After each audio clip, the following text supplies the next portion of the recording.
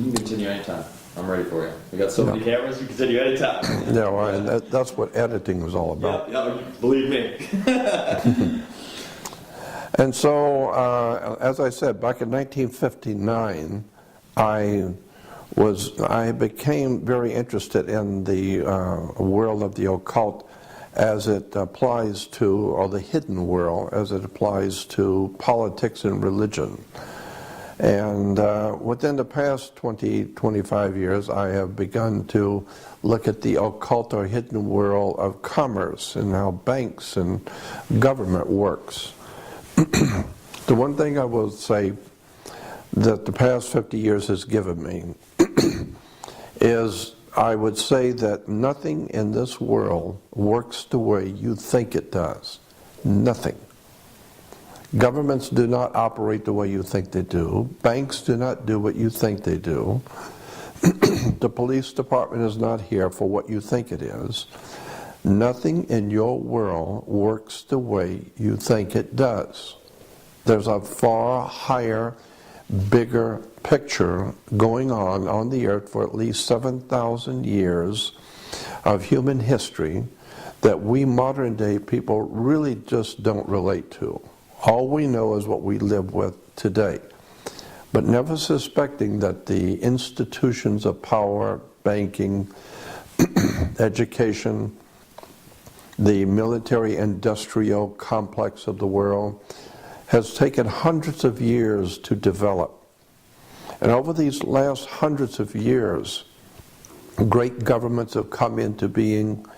Our great country of America, the United States of America, which was the first time on the history of the earth that a people rose up to demand their freedom and impacted the whole world. Because there's never been a time, I don't care when you look back and how far back you go into history, never been a time when the people of any country have ever raised up to declare their freedom. It's never happened. And that's what made America so interesting and so provocative back in the 1800s, is that Americans decided they wanted to be free. So what a clever idea that was. No one had ever tried that before. And of course, when you are a slave, and you are considered to be a slave, when you declare yourself to be free, you're going to make some enemies. And you're going to terrorize your masters who thought they owned you. So now you're going to be a terrorist. And they are now able to kill you because you're a terrorist. Why? Because you have terrorized your masters who thought they owned you. And now they see that the slaves are deciding to revolt and don't want to be owned anymore, and they want to be free, and so there was a war. We call it the Revolutionary War, in which Americans decided they wanted to be free, and they wanted to be free at any cost. And so there was a great war that started in our country against our enslavers, which was Europe. Now, if you keep in mind that for at least 2,300 years, Rome has dominated Europe. First of all, obviously, under the Caesars of Rome. And when the Caesars Rome fell at about the 5th century AD, a new power rose in Rome called the Vatican. Well, the Vatican simply took over the position of Caesar of Rome. And so today, the papacy or the Pope is still basically Caesar in Rome.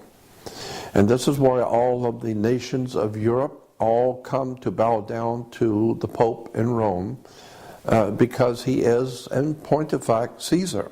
His official title is Pontifex Maximus. And that was a term that was given to Caesar of Rome. So the point I'm making here is that for 3,200 years, Rome has dominated Europe. And for 3,200 years, Europe has dominated the world. Therefore, there is the old saying that all roads lead to Rome. So when you begin to see the wars and the tragedies and the things that are going on in the world today, the corrupt politics, the lies and the deception and the wars and incredible things which we're seeing, that people are becoming more and more concerned and worried about what's going on the world scene, and where are we going as a civilization, especially Europe now and America. Just keep in mind that what you are seeing today, happening on the earth today, with all the wars and economic problems, etc., all has a pedigree, and all has a background which you need to understand. It's called the history of our country, the history of Rome, the history of the Roman Empire. And so this is why I have always wanted to uncover, so to speak, the hidden history of Europe, the hidden history of America, and in point of fact, the hidden history of the world we live in. Because as I said before, so much of our religion, our government, our commercial systems, our educational systems, are all based on ancient concepts and belief systems. And unless and until you educate yourself as to how your world operates, you're never really going to experience freedom. Because as a man thinketh, so is he. And so one has to start thinking in terms of how would it be in your life if you were truly free? And what would the world be like if humans were actually free and no longer had slave owners, if the whole human race were free to do what they wish?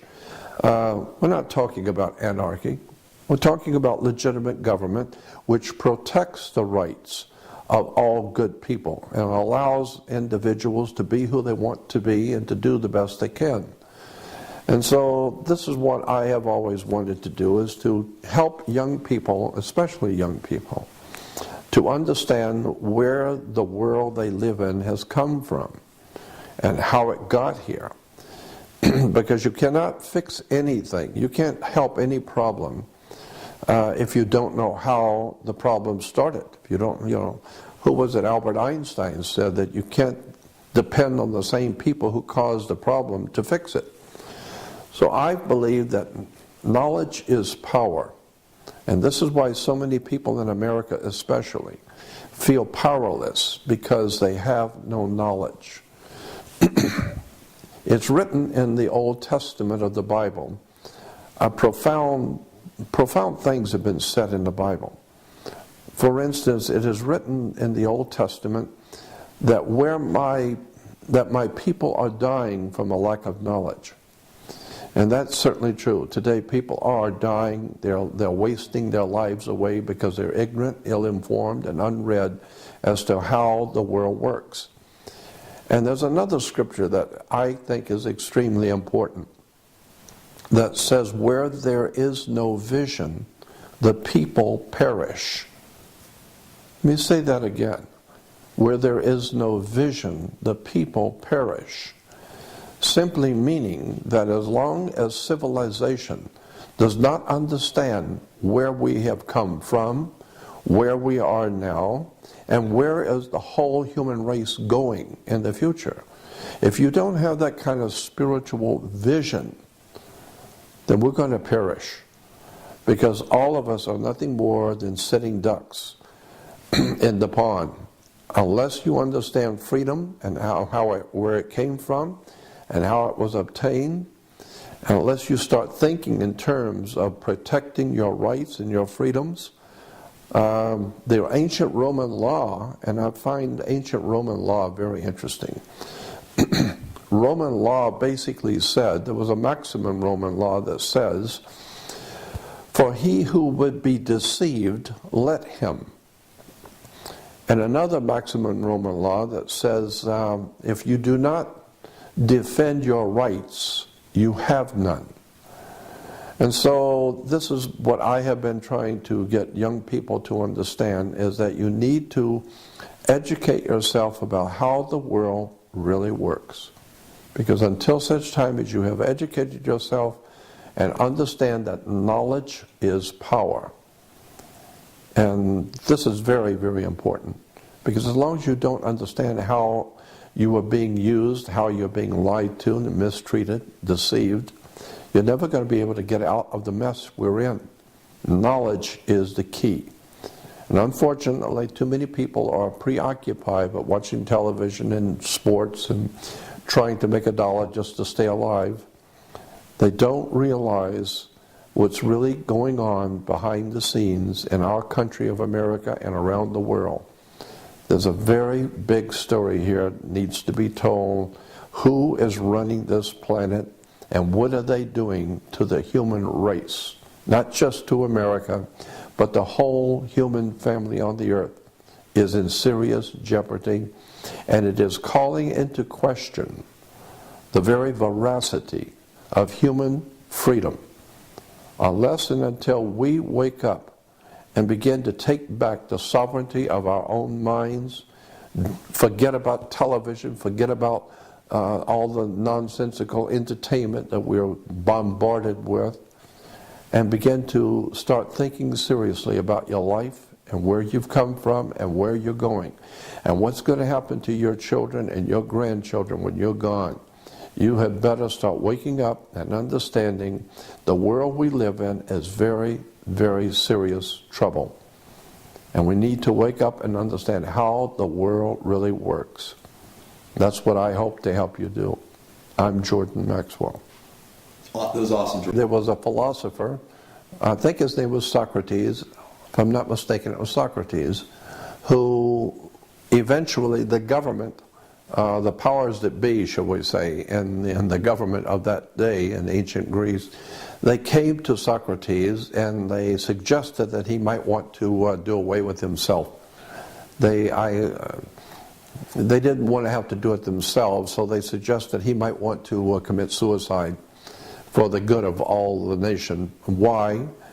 Why was the government so anxious to have Socrates dead and gone? They said that he was corrupting the youth of Greece. He was corrupting the young people. And what was he doing? He was teaching them, he was teaching young people the facts of life, how the world works, to question government, question authority, question with the people around you.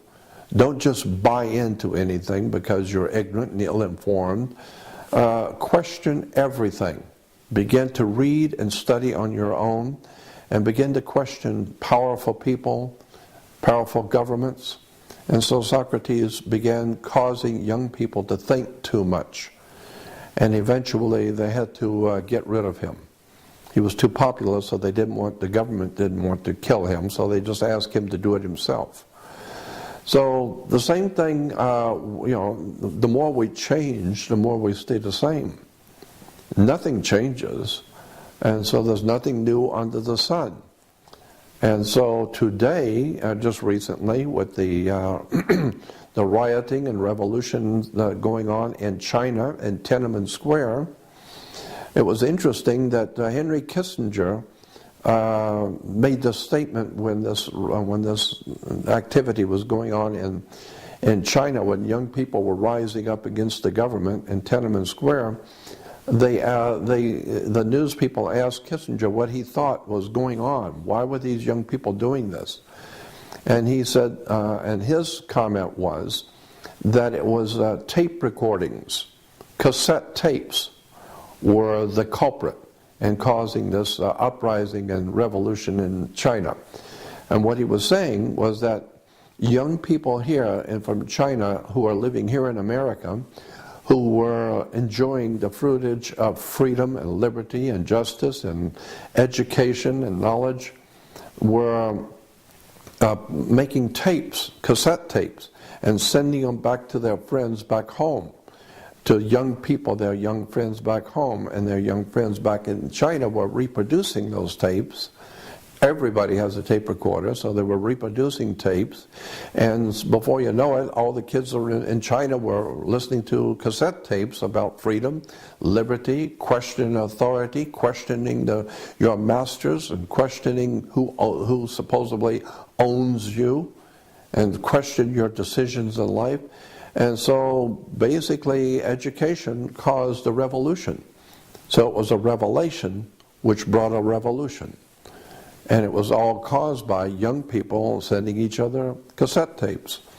So the same thing we see, in China, we saw in ancient Greece.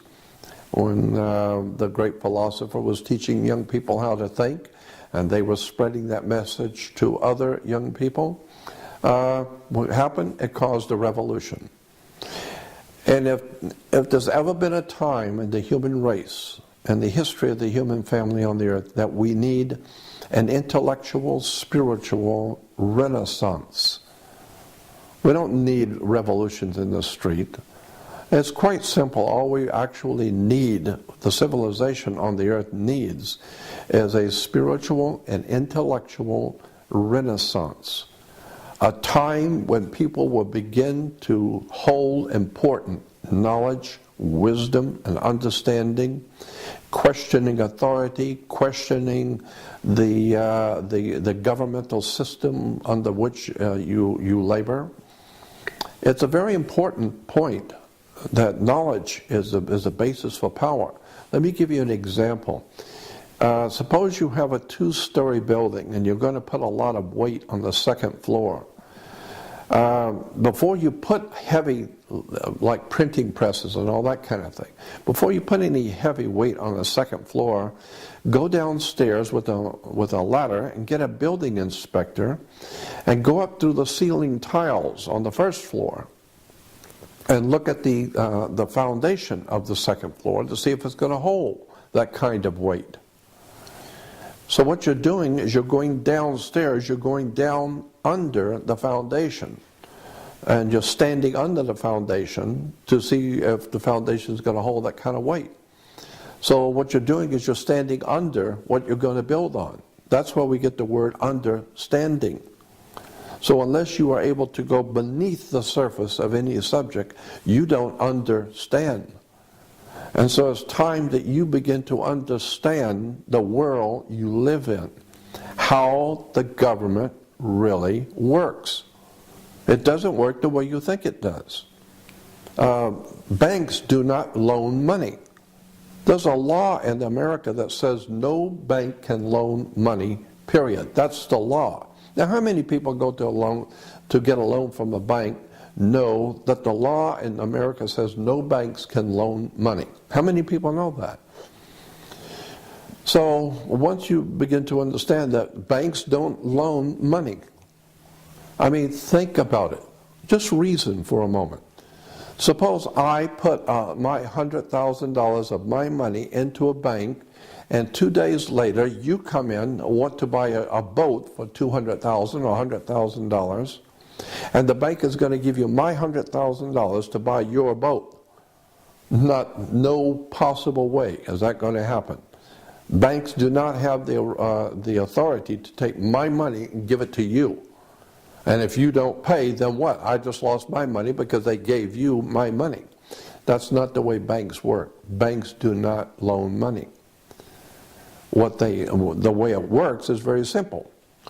Suppose you're buying a $30,000 car, $50,000 car. That car, first of all, has to be appraised by a state-approved appraiser. So you have a government appraiser appraise the car for its value. And let's say it's $50,000. Therefore, the paperwork which that paperwork which represents that $50,000 car is referred to in commerce and business as commercial paper. And that piece of paper represents $50,000 in business. So so what happens is if you decide you want to buy the car, the dealership sends the paper to the bank. So now the bank has a $50,000 worth of commercial paper. What the bank does is they open up a bank account in your name. without you knowing it. All banks do this. They open up a bank account in your name. They sign your name on the bank account because you can't open a bank account without a signature. So they sign your name on a bank account and open up a bank account for you. But you don't know that. Then they take the $50,000 in commercial paper, which represents $50,000, and they put it into your account. So now you have a bank account in their bank with $50,000 in it. And then they take that bank account and they write a check on that for you. So the first check, for the first $50,000, they write for you, and they sign it for you and give it to you so you can give it to the dealer. So you think that the bank has loaned you $50,000. No. The bank merely gave you credit on the commercial paper which they are holding. They are confirming that they have the $50,000 in the bank with the paper. They're holding the pink slip. Therefore, they will give you a credit of $50,000 based on your commercial paper. So they didn't give you anything. You gave them $50,000 on commercial paper. They just gave you a credit, and so that's the way it works. There is no money changing hands. Now let me give you another example that's even easier to understand. Suppose you were a painting contractor, and I hire you to paint my office, and you tell me it's going to cost $100 to paint my office. Well, the way it works in business, in commercial business, is that I agree to your bill of $100. So when you're through with the job, you come to me and you give me a bill, and the bill is for $100. The same thing if you go to Sears or any market or whatever, and you buy something, they're going to give you a bill. You're expected to pay it. All right, so you as a painting contractor have painted my room. When you're through, you give me a bill, and the bill I read is $400. I reach in my wallet and I pull out a $100 bill, and I give it to you. Now you have been paid because I gave you a $100 bill. No, I didn't pay you anything. I paid you nothing. You gave me a bill for $100. I reach in my wallet, I give you a bill for $100. It's called a $100 bill. So now you owe me $100. It's a bill. Look on the $100 bill, and at the top it says a Federal Reserve note.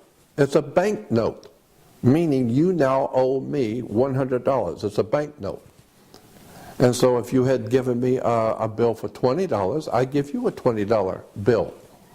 So all we're doing is just exchanging bills. That's why banks are called banks of exchange. So we're just exchanging paper. Nobody has bought anything. And because of that, the law basically says in America, you cannot pay a bill. So understand, when you say that you've got a bill that you have to pay, you cannot pay a bill in America. That's the law. But you can discharge a debt. That's different. Discharging a debt is different from paying a bill. Since you didn't pay for anything, since you're using the Federal Reserve note and you're buying something, you did not pay for the bill. You didn't pay the bill. So therefore, whatever it is you're buying, you don't own. You don't own anything. It was just a bill of exchange. So they gave you something, you give them something. They give you something worth $100 bill, and I gave them a bill for $100. So the bottom line on the way commerce works is that nobody pays anyone, period. Therefore, in point of fact, by law, no one owns anything in America. No one. So that's why you don't own your home, you don't own your car. And once you understand how the world works, it's an extraordinary story, a betrayal of the human family. Very, very interesting, dark stuff that we are not aware of. There's another law that says any official vehicle that is owned by the state, whatever state you happen to live in, the state has its own vehicles. And therefore, any state vehicle will have on the vehicle, I don't care what it is, a truck, car, motorcycle, it doesn't matter. It will have on the license or near the license, it will always have for official use only. A little sticker or a little print on the vehicle, whatever it is, and it will say for official use only. That means that this vehicle, whatever it is, 16-wheeler or a motorcycle, it doesn't matter. It's for official use only, means it's owned by the state. And anyone who's using it is officially using it for the state, not for themselves. Therefore, anytime you are going to register your car, you get a little tag in the mail, and you peel off the tag, and you're going to stick it on your car. When you get that tag, read it. Read on the tag, it says for official use only. So you're peeling it off and putting it on your car, so now your car has official use only, meaning the state owns your car. And since the state owns your car, they would like to know where their car is. So that's why once a year you have to register your car. You've got to register it to let them know where the car is, because they own the car. And incidentally, that also is why you have to have insurance and a seat belt. It's because you do not own your body. The government owns your body, in point of fact. And so your body is a security on the New York Stock Exchange, and the corporation that owns you, and you are owned. There are laws that expressly say that you are owned. You just don't know it. And since you are owned, your owners do not want you to get hurt, so that they have to take care of you, because you're a security on the New York Stock Exchange. So you must carry insurance. Well, I mean, that makes sense if you've got a stock on the stock market. If you can insure it, that's even better. And so that's why you have to have a license, you have to have insurance. You can't get married without a license, because everything in our life is a business. Getting married is a business. That's why you have to have a license to get married. The word license simply means a permit to do something, which without that permit is unlawful. Therefore, is totally unlawful for you to in any way, shape, or form have any relationship with a male or a female intimately without a license. So that's why you have to have a license to get married. Why? It's because you are considered by law a maritime admiralty product. It's a very big story, very, very deep, and most people have never heard such a thing. But the bottom line is, what I'm telling you is absolutely true. All you have to do is just start reading a little bit about how commerce works, how government works, how banks work. It's a fascinating story about how the world, in no possible way, works the way you think it does. So all I'm suggesting is that you might want to, for the first time in your life, start thinking seriously about where you're going and where your country is going, and what's going to happen to your children and your grandchildren when you wake up one day to discover your freedoms are gone, your country is gone, your protections that were guaranteed to you as a citizen are gone. We are going to be in very serious trouble because we are ill-informed, unread, undisciplined, and have been taught to bow down and curtsy before royalty. We fall all over ourselves with celebrities, and all we understand anymore is the ball games and the sports and the entertainment. But nobody is suggesting that we might want to start reading the foundations of this country, begin to read and understand how government really works. Once you begin to see how a bank works, why do you have a bank? Why do we do any banking? Banks are found on both sides of a river. They're called river banks. What does a river bank do? It directs the flow of the currency, because your money is called currency, because it's a ebb and flow of a current. And it's called liquid asset. And when you can't pay for something, then you're underwater. It's an extraordinary story, as I said, about the deception that goes on throughout the world about the real world and how it actually works. So all I'm suggesting is that you might want to take some time out of your life and start looking at the reality of the world you live in, because the world is growing more and more dangerous, more and more ignorant, and extremely violent. And unless and until the people rise up and decide to take back their sovereignty and do something about their lives and quit waiting for government to do something, because in America, we Americans love to talk about how we have the ability to elect our leaders. We're big on talking about how we can elect our leaders. But as Dick Gregory once said a long time ago, yes, we can elect our leaders, but you can't select your leaders. You don't select anyone. Your masters who own you will select who will run. You can merely vote on whoever they decide to allow you to vote on. And so when people go to the polls, for instance, people every 4 years are talking about going to the polls. How many people have ever wondered, what does the word poll mean?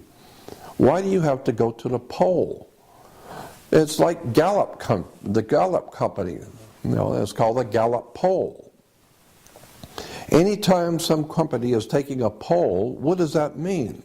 It doesn't mean that they are electing anybody. You take a poll to get a consensus of what the people are thinking. That's what a poll is. It's called a Gallup poll. There are many other companies that conduct polls for universities, for government. So that's what a poll is to get a consensus of what the people are thinking. How many people like this color or this product as opposed to how many like the Pepsi as opposed to Coca-Cola as opposed to root beer? And so they take a poll. And so the poll shows that that the masses all particularly like one product. That's all they want to know. Just which one do you like best? It doesn't mean much of anything. It's just a poll. And so every 4 years, Americans go to the poll to tell their masters who own them. And they do own you. Your body is a security on the New York Stock Exchange. You need to understand that. And so every 4 years, your masters who actually own your body want to know which one of these individuals that work for us, they work for the corporation, you work for the company, but which one of these would you feel better about having at the head of the company? Which one do you personally like? All 6 of them work for the company. They work for the government, period. But which one do you particularly like? Because this way, if you particularly like one and you vote for him, then we will make him the president of the company, and you will be happy because it was your choice. No, it wasn't your choice. You didn't have the opportunity to select your leader. You only had the opportunity to elect one of the 6 that they gave you, and all 6 work for the same company. So this is why nothing ever gets done, because people don't understand how their world really works. Extraordinary stuff. I suspect that this is a very important time in human history, and especially in the history of our country, when you don't know how your government works. You had better wake up and understand that you have left your government in the hands of other people to take care of things for you because you're too busy with your everyday life. Well, when you leave your personal business and your children and your life in the hands of someone else to take care of you, they're going to take care of you all right. Whatever decisions they make, they're going to take care of themselves, not you. Because you left yourself in their care, they will decide what you will eat. They will decide what you will wear. They will decide if you will have a job or not. Why? Well, because you left yourself in my care. I'm supposed to be in charge of you. So I will decide how much you will make. And you can bet that I'm going to make 1,000 times more than you do. Because I'm in charge. After all, you voted for me. So I'm just saying there's time for us to wake up. These are very evil days, and unless America is ready to wake up and face the facts that we have been lied to, deceived, and tricked into surrendering our lives, our minds, our sovereignty of thinking, and as I said in the beginning, what we need more than anything now is a spiritual and intellectual renaissance, a revolution spiritually around the world where people wake up to the responsibility to stand before your Creator and be a normal adult human being who knows what's going on, who understands the world, and can contribute something to the good for the whole human race. But it's going to require that you educate yourself and understand how the world works. Again, my name is Jordan Maxwell, and thank you for listening. All right, let me just go through my cameras because I know decades now, because it's 5 decades. It's a lot, Jordan. Yeah, I know. God knows, it sure as hell is. We're ready whenever you are. I just reset all my cameras. We're good to go. I got 20 more minutes on this one, so if I do kind of abruptly stop you, I apologize. It's up to change the tape. I have learned many things in the past 53 years of my life and examining the world in which I live. And one thing I've come to quite a few conclusions. One thing in particular is I see no advantage in confronting power. Anytime you confront power, you will pay for it. The Jews who stood up to Adolf Hitler paid a hell of a price. The poor people of Russia who stood up to the tyranny of the communist movement in the Soviet Union paid a terrible price. You always pay a terrible price when you stand up against tyranny, violence. And since the world that we live in today is basically run by fear and tyranny and violence and threats, and there is no longer any freedom and liberty and justice for all, which America used to be famous for. You know, Superman in one of the movies said he stands for the American way, freedom, liberty, and justice for all. Well, I like what Dick Gregory said, you're no longer free or brave. This is not a land of the free and a home of the brave. We're not free or brave. So it does not pay to confront government or to confront your masters. The way I have chosen to do my work is just to quietly try and help young people and anyone else who is listening, but I'm mostly concerned with the lives of young people, because older people usually are so jaded they don't want to change anything. They're not interested in changing anything. But young people see the value in changing for the better. Older people don't. And so I have always wanted to just quietly do the best I can to cause young people to read, study, educate themselves, intellectually and spiritually enlighten themselves, because this is very important in this time of these times in which we're living. For young people to understand the word grounding, you need to be grounded. You're a biological battery, and you need to be grounded. And we know scientifically that when you take your shoes off and walk in the grass or walk on the beach, you are grounding yourself because, as I said, your body is a biological, electrical battery of sorts. And so you're grounding yourself with your Creator, with your earth, with the earth that you came from. And so the best way to ground yourself is to also spiritually and intellectually begin to educate yourself, begin to read and study. And of course that's a very radical and revolutionary idea, because the tyrants of Russia that took over the Russian people, the Soviet Union, Adolf Hitler, who took over the Nazis, took over Nazi Germany, That was something very, very dangerous to do under those totalitarian dictatorships, is to start thinking on your own and questioning authority. You don't question Adolf Hitler, and you don't question Mao Zedong in China. You don't question the communist emperors. You don't question the warlords or the mafia or the gangs. You don't question that. It's tyranny, it's fear.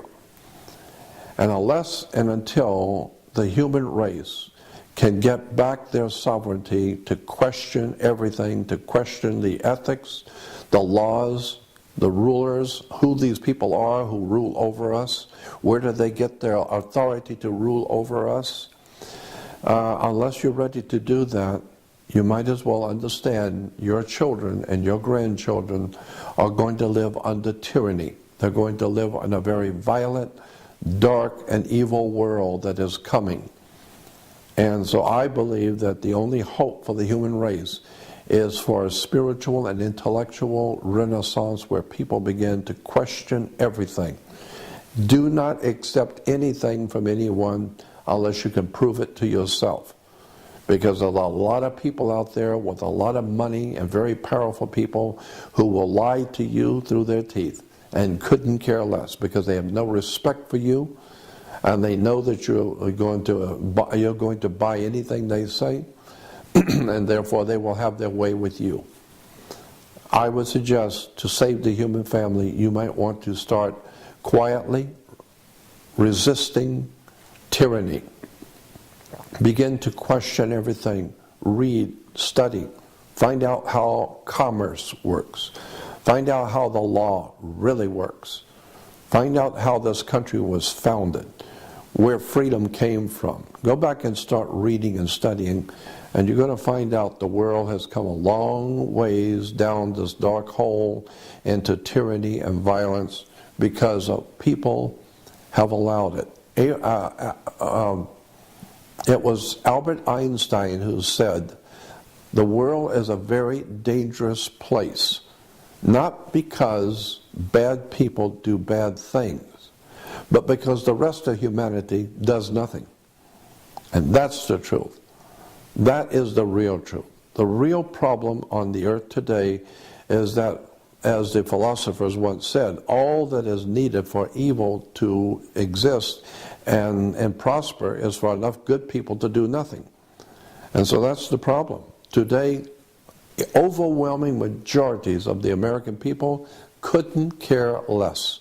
As long as they have the food to eat and the cold beer to drink and they're entertained, just as it was in the Roman Empire, as long as you have the entertainment and alcohol and the music and whatever it is, that all your drugs, we're the biggest drug-using nation in the world. Our people are on drugs everywhere. Legal and illegal, doesn't matter. We are a drug-taking society. The reason why is because we as a people in America know we've been had. And we have no power because knowledge is power and we have no knowledge and we know it.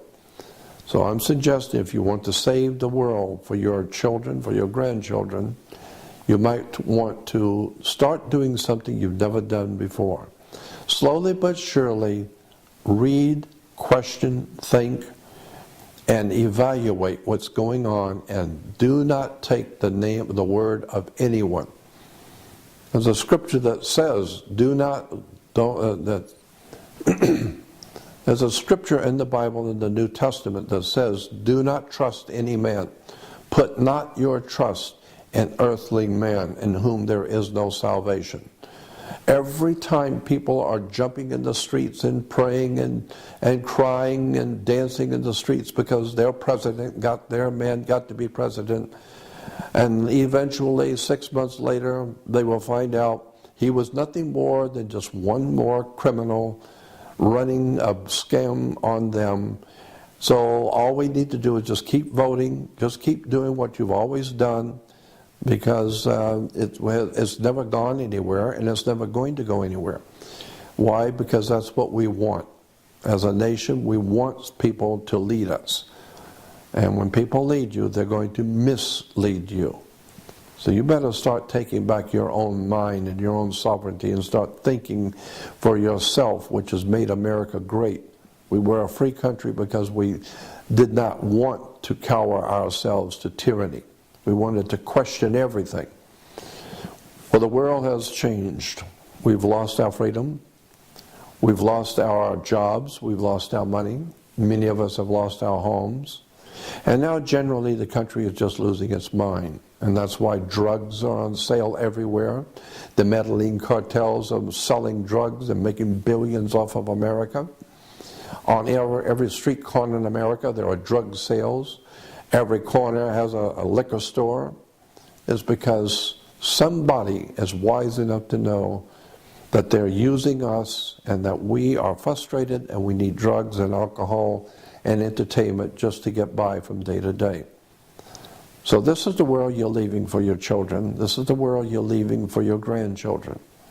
You need to wake up, get yourself grounded in intelligence, wisdom, and knowledge, and start asking questions. You better do it, and you better do it soon. The world we know is not going to be here much longer. What your masters have planned for this world, you have no idea in the world what's coming. This is very serious. You need to wake up. 1 second, let me change my battery. Yep, and let me hear it.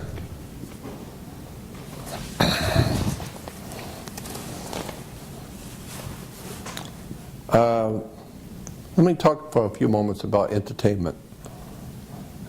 If you go back into history, into European history, thousands of years ago, even before the Roman Empire dominated Europe, there was already a governmental system in operation in Europe, even before the Roman Empire existed. There were already lots of people living there, and they had a whole system of government in operation. And that system was consisting of lawyers and doctors and religious leaders and law enforcement, etc., etc. And that system was called the Druids. There was a Druidic system. The Druids were a Celtic or a Celtic, can be spelled either way with a K or a C, Celtic or Celtic European Druid system. And one of the most important symbols in that ancient Druidic system that ruled Europe before the Roman Empire, and the Druids are still in existence today in Europe, and there are even Druid societies in America today. So they haven't completely gone. But the point I wish to make is that in the ancient world, in the ancient European world, was a Druidic system. And one of the most important symbols in that European Druidic system was a magic wand. Like Merlin the magician with his magic wand, always waving the magic wand. The same idea as today with the orchestra leaders who have the magic wand, and of course you play to their tune. They're the boss. They have the magic wand. And Merlin the magician, as I said, was always a Druidic symbol for power, a magic wand. Magic wands were always made out of the wood of a holly tree. It was made out of Hollywood. Once you understand Hollywood, you begin to understand the Druidic system, which we call Hollywood. And then you begin to see the symbols, the words, the terms. Hollywood, as my dear friend Dick Gregory once said, Hollywood does three things. They tell you what your masters have done in the past, what they're doing now, and what they're getting ready to do. That's what Hollywood is there for, to tell you the history and where you are now and where you're going. Because people like Steven Spielberg and George Lucas are many things, but stupid is not one of them. They're brilliant directors and producers. They're extraordinarily brilliant writers and people in Hollywood who know what's going on. They know where the world is going, and they're putting it into movies. They're showing you what it was like many years ago, what it's like now, and they're making movies about what's coming. That's Hollywood, Druidic system of entertainment. You need to wake up and understand what's going on here. Now, in commerce, you need to also understand the fact that your body is a security on the New York Stock Exchange. This is a concept that most people have never heard, and it's totally foreign to your thinking. But your body is a security on the New York Stock Exchange. There are two kinds of laws. Let me explain this. There are two kinds of laws. As far back as the Roman Empire, the Caesars of Rome proclaimed that there were two kinds of laws. There are only two things on the earth. There's water and land. Therefore, it would follow that there's only two kinds of law on the earth. The law of the land and the law of the sea. The law of water. We've all heard the term the law of the land. But most people do not realize that that is the reason why we call it the law of the land is because it's differentiating between the law of the sea. There's a second law. So that's why when you walk into a court, you will see a fence with a gate. And the people sitting out here is under what you call the law of the land, because the people live on the land. But once you walk through those gates, when your name is called and you walk through the gates, those gates are referred to in court as a water gate. A water gate is when you go through the canal, like the Panama Canal. They have water gates. And when the water gate opens, the water rises, so that they close the gate and the next gate opens and it rises again. And so when you go into a court, your name is called, and if you put your hand on the gate, there's a piece of wood on the top of the gate. So when your name is called, you put your hand on the gate and you open the gate. The gate is a water gate. And there's a piece of wood on the top of the gate. It's called a bar, the B-A-R. And you're not licensed to pass the bar. And so you are passing the bar when you are not licensed to pass the bar. The attorney is licensed to pass the bar, not you. So therefore, when you walk past the gate, the bar, you are now in hot water. And someone's going to have to bail you out. And so that's why all commerce and all life has to do with maritime admiralty, or the law of water. And as I said, there are two kinds of law, the law of the land and the law of the sea. The law of the sea, when we talk about the sea, the oceans, we always refer to the oceans, well as one of the ancient words for the ocean or for the sea was mer, M-E-R, which gives us our word mermaid. And so the sea, or mer, was always enchanting, because the waves come in, they go out, they come in and go out, and it's hypnotic. And so the waves coming in and going out, it's beautiful, it's relaxing, it's metaphysical, and so it's very, what we call, enchanting. So therefore, mer is enchanting. And so the law of the sea became known as a law of the merchant. And so the law of the merchant, or merchant, is the law of the sea, or the law of water, and water represents in law, whether you know it or not, in law, water represents money. Money is water. So that's why people say, money goes through your hands like water. No, money is water. It is the liquid asset, the cash flow. And of course we say if you're losing your house is underwater, or you're drowning in debt. You can go on for hours with this subject about how maritime admiralty, or the law of banking, is actually the law of water. And as I said before, that's why you have banks, because banks are on both sides of a river. It's a river bank, and with a river bank, it directs the flow of the water or the currency. So your money is a currency. So the whole idea of life on the earth is that there are two kinds of law, the law of the land and the law of the sea.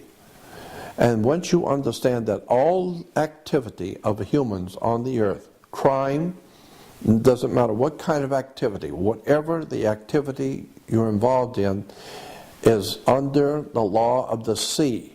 It's under maritime admiralty law. And you need to understand that. So that you need to understand what the word maritime law means. It means the law of the sea. Let me give you an example about how the law of the sea works. All ships, rocket ship, sailing ship, item has to have its own certificate of manifest.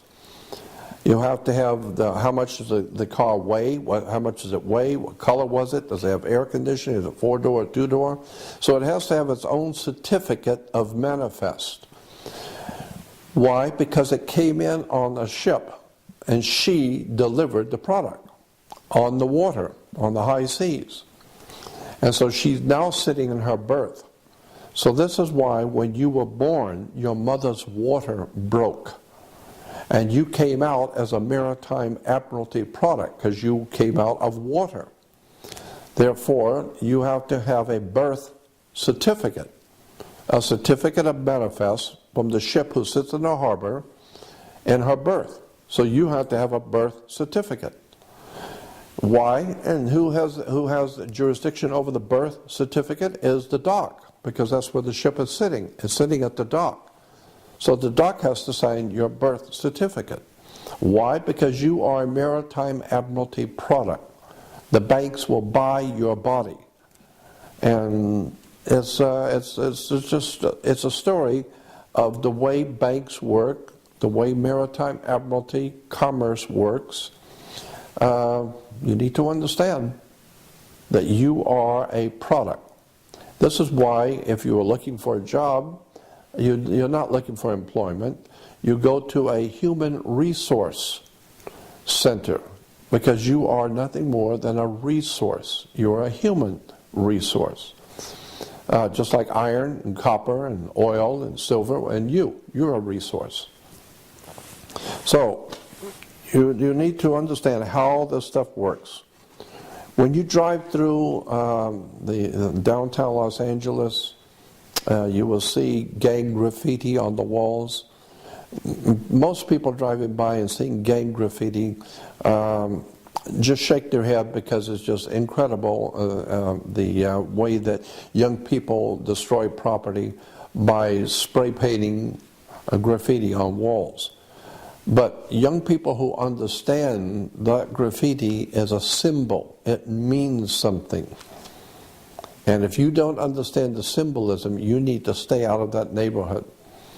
So the same thing is happening all around the world. If you understand the flags and the symbols on flags, or the coats of arms, or the heraldry, or the corporate logos that companies and corporations use, these are all symbols and words and terms that are being used. So, unless and until you understand that the whole world is a business, the entire earth is a business. This is why you have to have a license. You have to have a license to get married, because whether you understand it or not, you are considered, in this country, you are considered to be a corporation. Your body is a corporation, a company. That's why when I see you with the person, I say, you know what, that person you were with is bad company. Company? And you say, mind your own business. Business? And then I find out you're going to get married, and then you're going to have a partner. Company, business, partner. All human relations is corporate business. That's why you have to have a license to get married. If your marriage doesn't work, you're not going to God, you're going to court. And you're going to bring your money and all of your assets with you, because it's just business. So you need to understand how this stuff works. Life is nothing more than a business.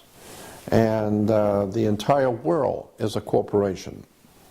Now there's a world of difference today. There's a world of difference between the United States of America and the word United States.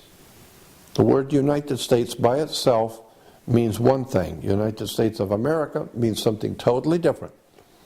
So that's another subject for another time. You need to understand how your government really works. Again, I'm saying that the most important thing that I would like for my audience to understand is that they need to educate themselves to the world they live in. Nothing works the way you think it does. Nothing. I was talking about symbols and talking about the gang symbols. Well, nothing is more interesting when you're talking about symbols. Give me 1 minute. Yep. I'm sorry about that.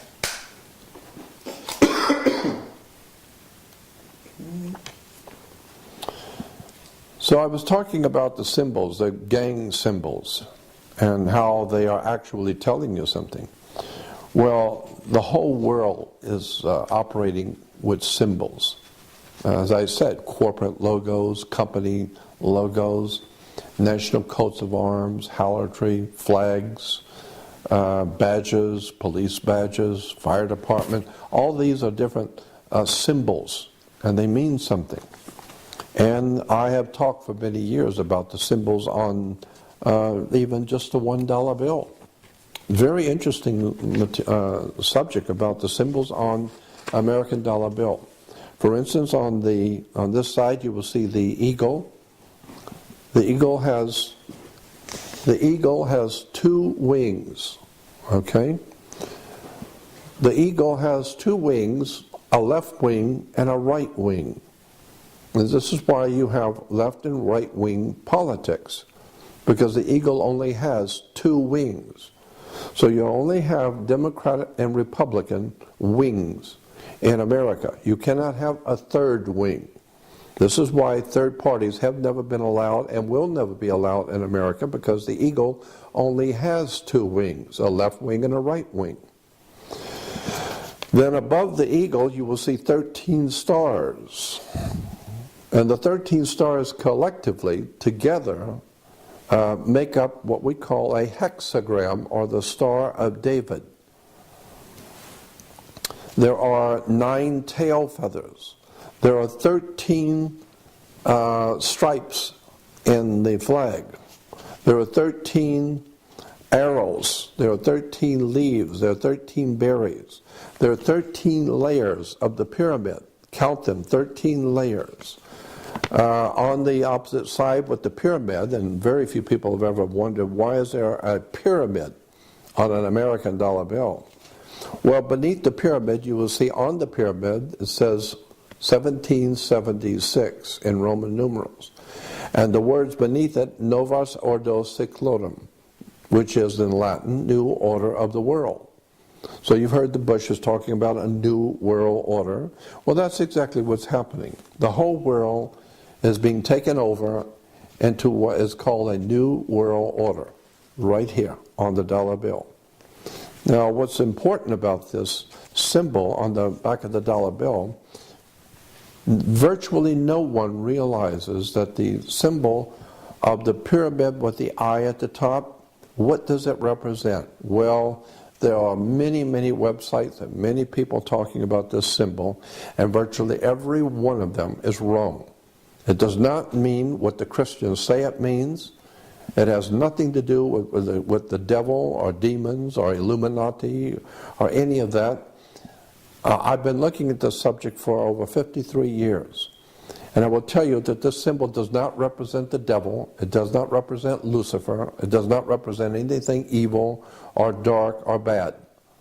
Although there are many Christian groups who want to tell you this represents the eye of Lucifer and the devil. The word devil is simply a D in front of the word evil.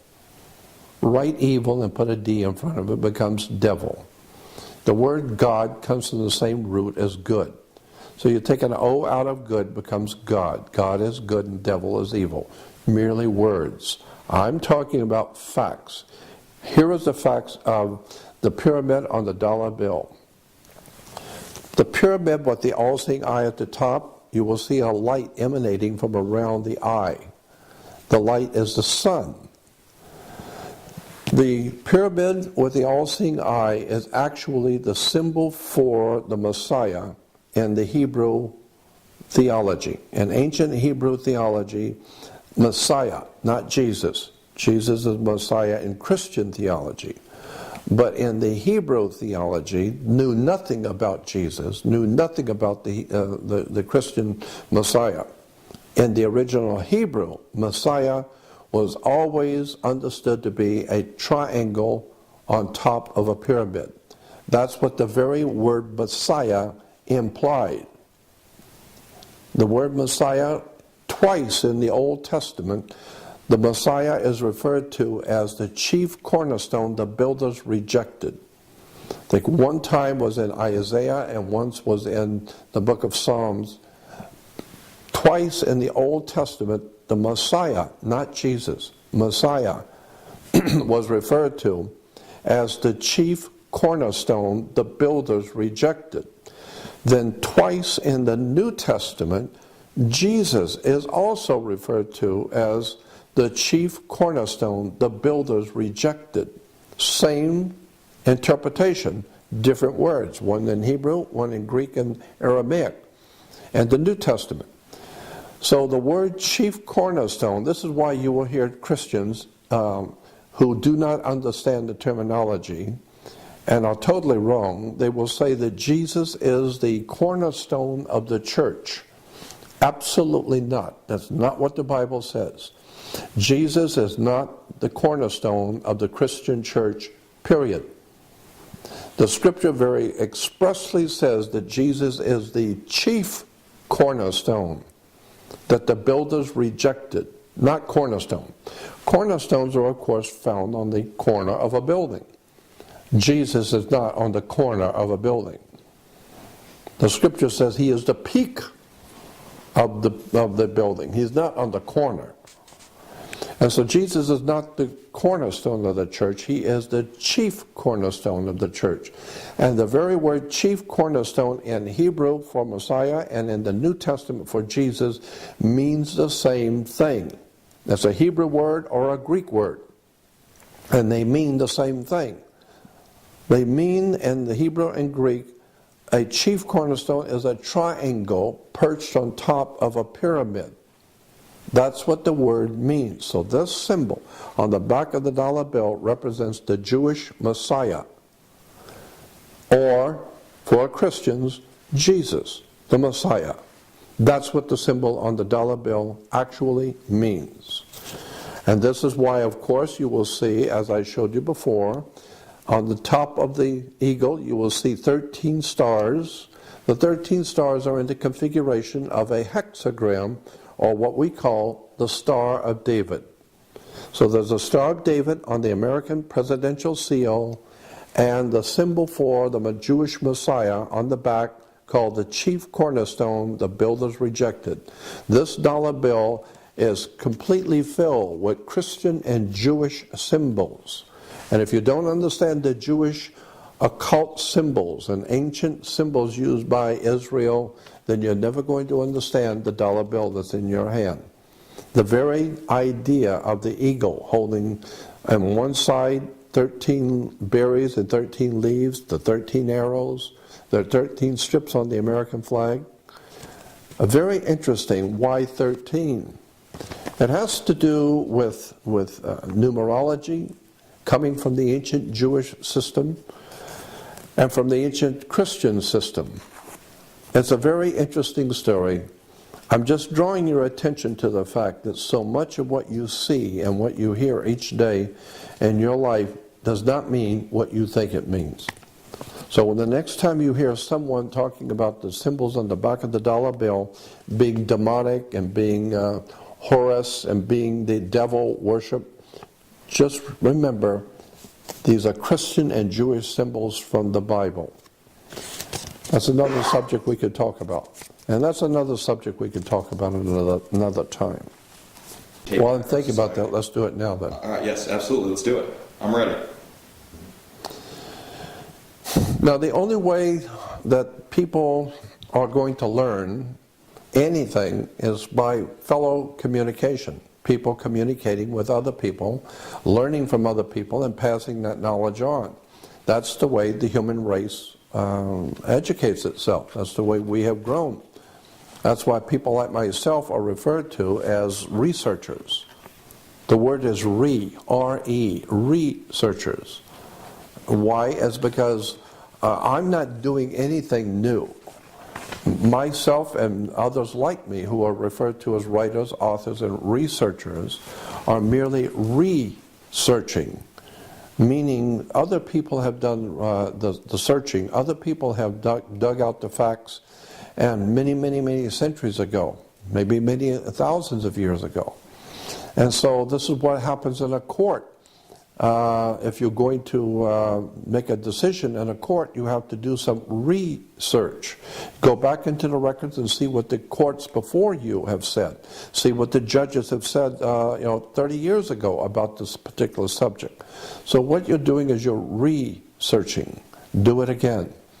And so today, the way young people need to understand is that there's knowledge out there that you haven't been given. And you need to research that knowledge. And the way it's done is very simply, you don't confront authority. Just go to the library, especially today with the technology that exists on the web. All you have to do is go on the web and start researching words and terms and symbols and how government works. Where do religions come from? Where do the religious ideas that we espouse and the things that we talk about in Christianity and Judaism and Islam, where do these ideas even come from?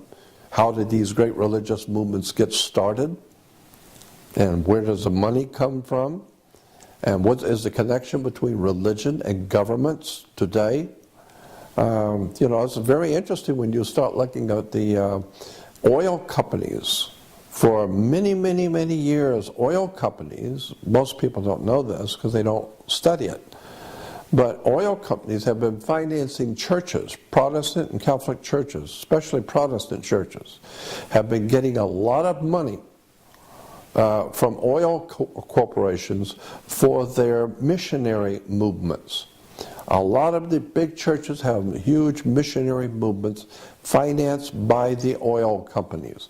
There was a large book, a very thick book, written many years ago that you might be able to find in the library called Thy Will Be Done. And it had about 6 different authors, but the book is called Thy Will Be Done. And it's a very thick book, documented every page about how the oil companies are financing churches for their missionary movements, sending missionaries out to different countries to prepare them for Christianity and for the Lord, and then when the people are now acclimated to the new Christian environment in their country, now quietly the oil companies can come in, now they can send in the CIA and all of these secret societies and government. They can begin to come into the country and set up the apparatus for the oil companies, for the corporations. But they needed to get the people's approval first, so we send in the Christian missionaries. Go read the book, Thy Will Be Done. But I was again suggesting that what we want to do is to educate the young people and educate people generally a little by little by little. It's very difficult to spring new ideas on people. But as it was proven in China with the young people who were spreading the concept of freedom and liberty and dignity on tapes throughout China, which caused the Tiananmen Revolution, I suggest the same thing might want to be done now. Young people ought to begin to talk to each other, begin to